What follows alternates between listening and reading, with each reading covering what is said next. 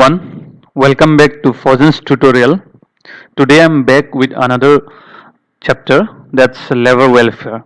The highlights are definitions, types, theories of labor welfare, principles of labor welfare. And to kindly note, the MCQs has already been released as set 3. So what do you mean by labor welfare? Labor welfare means what? It is the efforts made by an employer to provide a better condition of employment in their own industry. Yes or no? It is not just wages, it is beyond wages. That is what you may be providing with respect to welfare measures such as like medical facilities or let's say educational facilities, rooms for canteens, games and sports. It can be anything given by the employer. So what is this? This is done in order to like motivate the employees, in order to give them like security, safety, and in thus what will they give in return? They will be happy, yes or no? When they are happy, they will produce more. That is, productivity will increase. So you can see in the diagram, let's start from here. Employee welfare, you can see I'm drawing with red pen. Employee welfare facilitates employee well-being. You are giving this for the well-being of the employee. So it's given why, so employer cares for employees. When you provide some facilities or welfare facilities, what what is the employer trying to do? Employer is trying to do that you are also part of my organization.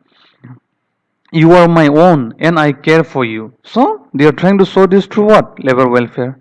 And when the employer shows some care and all those, what happens? It creates this sense of belongingness from uh, employees' points of view, and thus he gets motivated. Yes or no?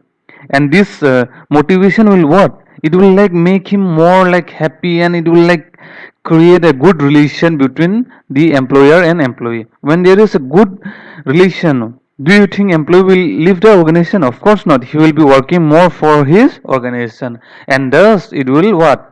It will increase the productivity. So this is a circle of how like employee welfare helps the employees. All right, let's go to the second slide.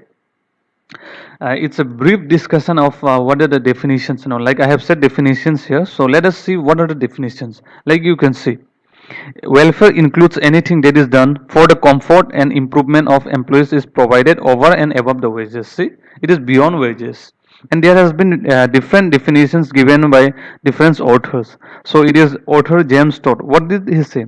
Labor welfare means anything done for the comfort and improvement, intellectual, social of the employees over above the wages paid, which is not the necessity of the industry. See, why I am giving you the short definition here. Sometimes in the exam you may be like given this sentence or any of the sentence, and you may be asked like, who is the author of the above lines? So for this case, it is author James. So there may be different like definitions. Kindly go through it. Concept of labor welfare, it began when? It has an origin with respect to what? It has an origin in the year 1837. There was the elimination of slavery act by that time, 1833. Then came Apprentice Act. So all this I'll be explaining again in the next slide. That is evolution of labor welfare. So let's go. So you can see here, evolution of concept of labor welfare. There has been three phases: phase 1, phase 2, and phase 3. So we'll be discussing in brief. So in phase 1, it is said labor welfare concept started from 1850 to 1900. So it is before independence. The first came with respect to labor welfare, like the act.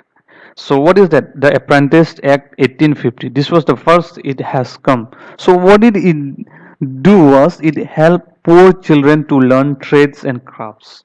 So objective of Apprentice Act is, it's like what?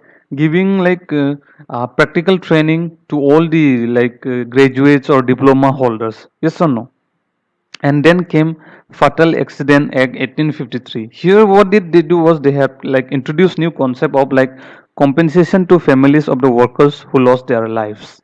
And then came Merchant Shipping Act. Provision of health and of seamen was considered. Then came Factories Act in 1881, and it was there was a provision that factory employing not less than 100. That means there should be at least 100 plus employees, then only this act will be applicable. So this is very important as with respect to exam point of view. Like sometime you might be asked like, what is the first or when was the first Factories Act enacted? It was in 1881. And one more thing which is very important in relation to this is Factory Commission. Factory Commission was appointed when? Factory Commission was appointed on 1875. This is also very important. Kindly go through these two. Very important. I'm saying again and again. Very important. Then came phase two. Phase two started from 1900 to 1947. So what are they? The Indian Factories Act again. That 1881 has been amended and it is 1911. So what are they have introduced? Working hours for children, provisions of health and safety. Then came ILO. ILO, we all know ILO was founded in 1990, and India has been the founding member. Okay, India has been in like part of member of ILO from 1919 itself. This is again very important question, and also read about ILO. I will cover in another video about ILO, but they have amendment again. Indian Factories Act, it has given 1922. Again came Royal Commission on Labor 1931. Okay, they have submitted their report on 1931, but the Royal Commission was set up in 1929. Again came Labor Investigation Committee, and it is known also RIGI Committee, and it was set up in 1944 to investigate into labor welfare measures, and they have submitted their report in 1946. Now what you have to study from here is that from Royal Commission they have was set up in 1929. Okay, so it is also known as Whitley Commission. Do not forget. Sometimes you may be given like see this nickname type RIGI Committee, Whitley Committee, and right side LIC, that is Labor Investigation Committee, Royal Commission on Labor. So you have to match the following, or with respect to date also they may give you like match the following with respect to like 1946, 1931, again Factories Act 1881. They may give you like jumble up and say like match the following. So these are the various things which you should keep in note. Royal Commission. For Royal Commission, who was the founder or like who was the chairman? The founding chairman was John Henry. John Henry. John Henry. John Henry Whitley. Whitley. So he was the first chairman of this Royal Commission on Labor in 1929 and submitted its report in 1931. And do read what is there in the report. What are the recommendations? These are very important. Sometimes it comes in the exam now and then. Again, LIC. LIC was given by is also known as RIGI Committee. So it has regarding this also you should read the report as well as the recommendation. And the founding chairman was DB RIGI. Keep in note. These are very important. Now phase 3. After phase 3, that is after 1947 onwards, what are they?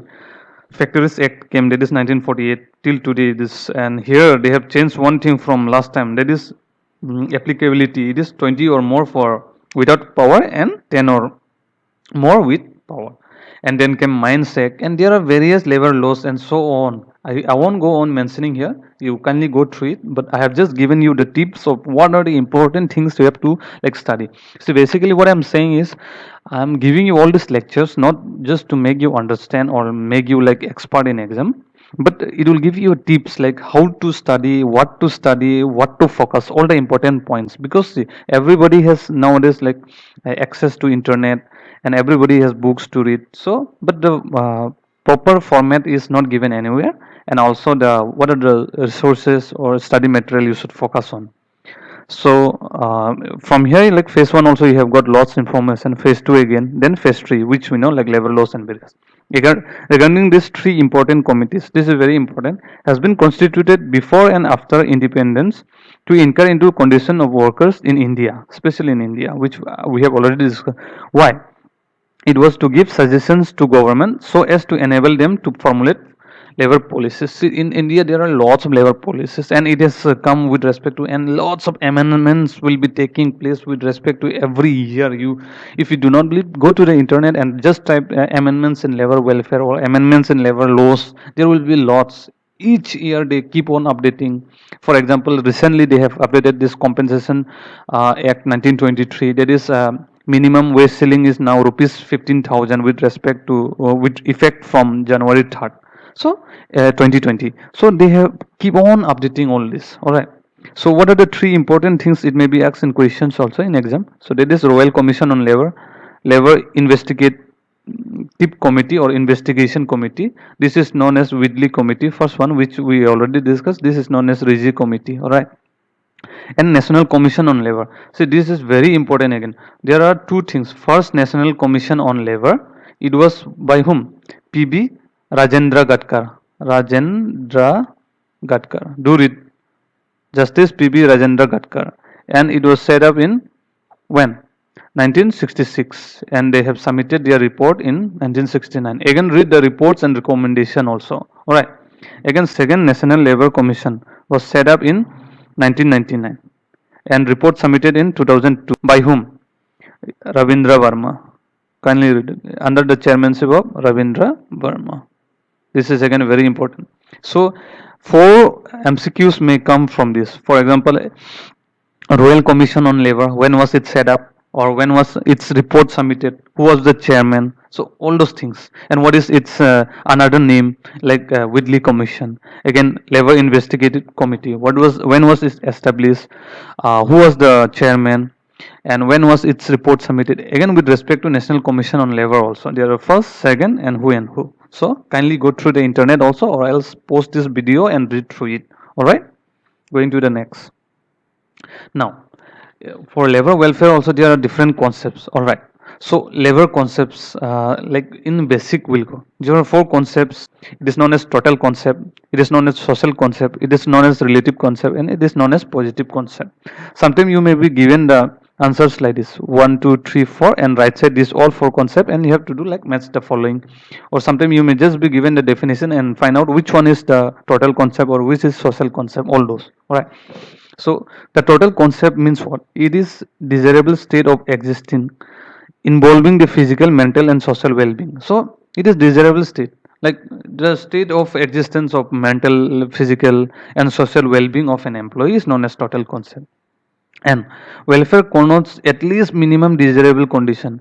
Here desirable condition as a whole at all levels. Here at least minimum desirable condition should be given. That is what? Employees should have at least a sense of security, sense of safety. This is known as positive concept. And now the social concept of welfare implies the welfare of man, his family. When we say family, man, community, all this come, it's known as social concept.